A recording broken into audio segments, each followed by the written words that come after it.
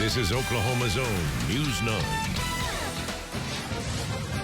Good morning. Welcome to Hot Seat. We're going back in time this morning with the president of Oklahoma City County Historical Society. Most of you know him as the County Commissioner, District 2.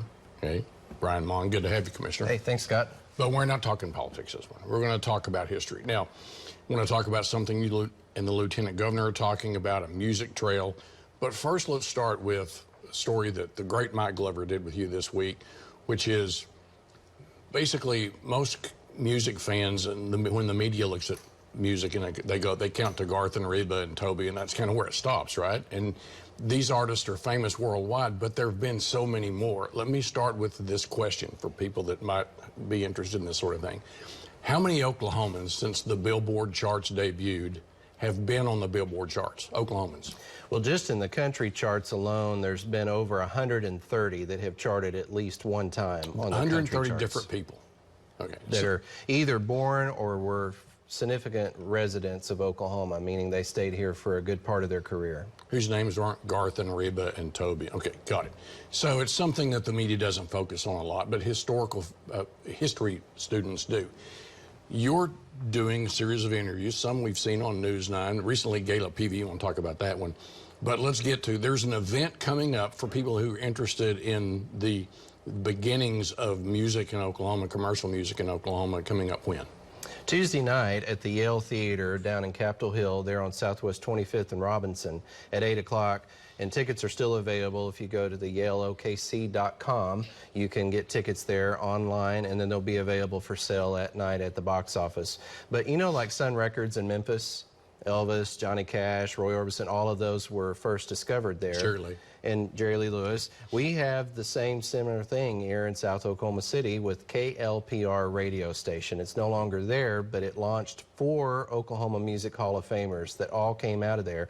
And what I mean by that is they could win a weekly contest for a talent show, and then they'd get a placement for like 15 minutes or 30 minutes on the radio program.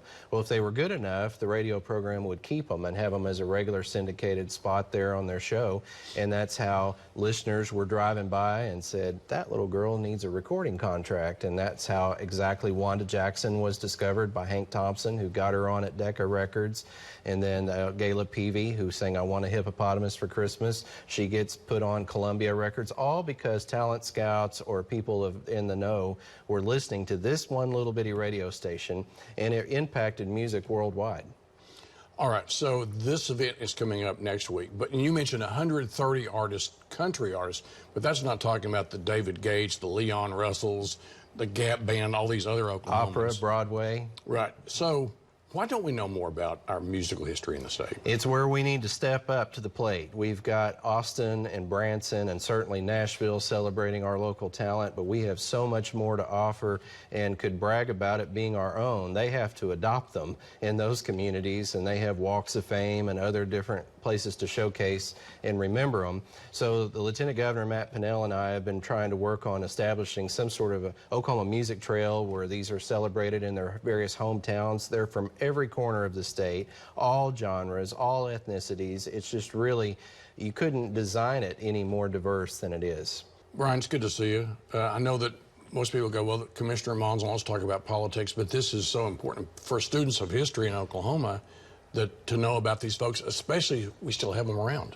Right, and you know, there's an economic component to this also. And so as county commissioner, you think about roads and bridges and obviously the jail, but this is an issue of trying to drive an economy, and we're hoping to get tourism through here. So it's very much also related to my day job too, is to look for other opportunities to build on the success of Oklahoma City. It's not just the Thunder or different projects that we're doing throughout, you know, with businesses coming to town. Got to have quality of life also, and so people knowing that we're here, we're hoping to maybe get music venues here in the metro area and other things to further expand having us as kind of a musical hub like you see in Austin and Branson.